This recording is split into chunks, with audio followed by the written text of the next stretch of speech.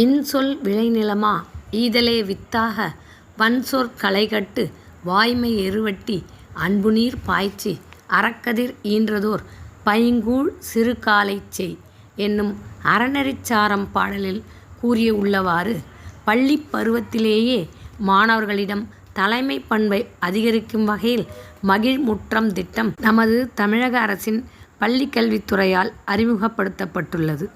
அந்த அறிவிப்பிற்கிணங்க காஞ்சிபுரம் மாவட்டம் ஐயங்கார்குளம் அரசினர் மேல்நிலைப் பள்ளியில் இந்த மகிழ்முற்றம் தொடங்கப்பட்டது.